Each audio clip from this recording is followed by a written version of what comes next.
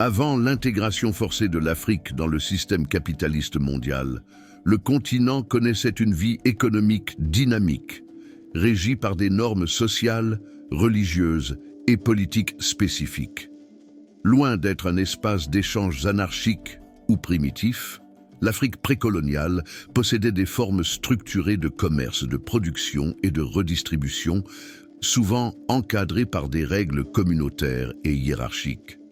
Mais ces échanges étaient-ils fondés sur une logique d'équité, dans le sens d'une réciprocité morale et d'une valeur partagée, ou sur des rapports hiérarchiques reflétant des inégalités de statut, de caste ou de prestige? Dans la plupart des sociétés africaines précoloniales, les transactions économiques n'étaient pas d'abord motivées par la recherche du profit, mais par la préservation du lien social et de l'harmonie communautaire. Cette logique correspond à ce que l'anthropologue Marcel Mauss a appelé le don et le contre-don, c'est-à-dire un échange, où la valeur morale prime sur la valeur marchande. Les marchés locaux, qu'ils soient hebdomadaires chez les Akan, les Yoruba ou les Haoussa, fonctionnaient selon des règles de réciprocité et de confiance. Les prix étaient souvent stables, fixés par des usages et non par la seule offre et la demande. Le but n'était pas l'enrichissement individuel, mais la circulation des biens nécessaires à la survie collective. De plus, la notion d'équité se traduisait dans les pratiques de troc et dans la régulation sociale des échanges. Les excédents agricoles étaient redistribués par le chef ou par le conseil des anciens, selon les besoins des familles et des castes. Ce système limitait la concentration des richesses et assurait une solidarité économique entre membres de la communauté. Les guildes professionnelles, notamment celles des forgerons, des tisserands ou des orfèvres, fonctionnaient également sur un modèle de coopération. Leur rôle dépassait la production. Elles garantissaient la qualité, fixaient les règles du métier, régulaient les prix et assuraient la transmission des savoirs. Ainsi, ces structures favorisaient une économie éthique, où la stabilité et la réputation comptaient plus que le profit. Cependant, cette économie de réciprocité n'était pas égalitaire au sens moderne du terme. Les échanges étaient souvent hiérarchisés, structurés par les castes, les lignages et les rangs sociaux. Dans de nombreuses sociétés ouest-africaines, Mali, Sénégal, Niger, les forgerons, griots, tanneurs ou cordonniers appartenaient à des castes endogames, considérées à la fois indispensables et marginales.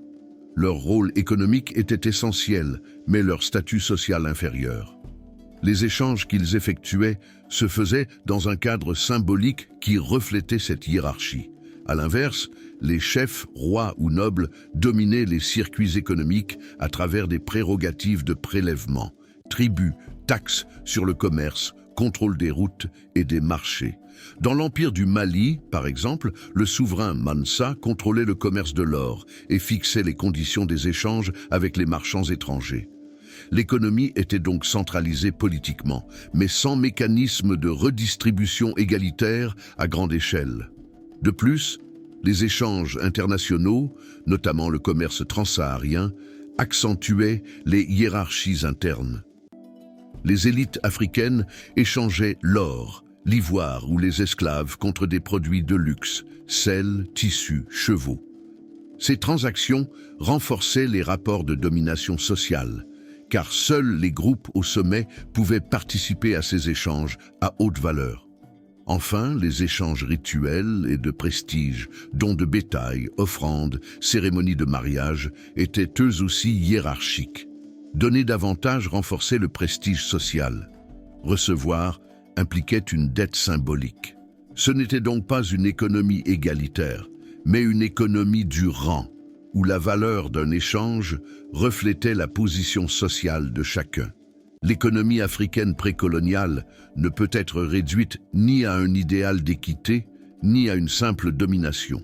Elle relevait d'une logique d'encastrement social, pour reprendre le concept de Karl Polanyi. L'économie était inséparable des institutions sociales, religieuses et politiques. L'équité ne signifiait pas égalité matérielle, mais équilibre du lien social. Chaque groupe devait trouver sa place dans un ensemble cohérent où la cohésion primait sur la concurrence. Les mécanismes de redistribution, les dons et les rituels permettaient de maintenir cet équilibre symbolique. En revanche, les hiérarchies sociales n'étaient pas seulement des contraintes. Elles donnaient sens et stabilité au système. Les castes assuraient la continuité du savoir-faire. Les guildes régulaient la production. Les autorités politiques garantissaient la paix et la sécurité des échanges. Cette combinaison d'équité morale et de hiérarchie fonctionnelle permettait une économie relationnelle, où la confiance et le prestige se mêlaient à la production et au commerce. Cependant, cette structure a aussi limité l'émergence d'un esprit d'innovation et d'accumulation. L'absence de mobilité sociale et la sacralisation des hiérarchies ont empêché la formation d'un capitalisme endogène. Lorsque les puissances coloniales ont imposé leur modèle marchand, ces hiérarchies traditionnelles ont été instrumentalisées ou brisées, fragilisant l'équilibre ancien sans lui substituer une justice économique durable. Aujourd'hui encore, certains chercheurs, Keith Zerbo, Samir Amin, plaident pour une réconciliation entre l'éthique communautaire africaine et la rationalité économique moderne, afin de concevoir un développement fondé sur la solidarité plutôt que sur la seule compétition. L'économie africaine précoloniale ne saurait être décrite ni comme un paradis d'équité, ni comme un système rigide de domination. Elle reposait sur une dialectique entre réciprocité et hiérarchie, entre lien social et pouvoir symbolique. Les castes, guildes et réseaux de prestige ne visaient pas l'égalité économique, mais la stabilité et la reconnaissance mutuelle. L'échange n'était pas seulement matériel, il avait une dimension morale, spirituelle et politique. Ainsi, l'Afrique précoloniale n'ignorait pas la justice économique, elle la concevait autrement. Non comme un calcul d'intérêt, mais comme un équilibre social, fondé sur la solidarité et le respect du rang. Comprendre cette logique aujourd'hui permet de repenser un modèle africain de développement économique où efficacité et humanité ne s'opposent pas, mais se complètent.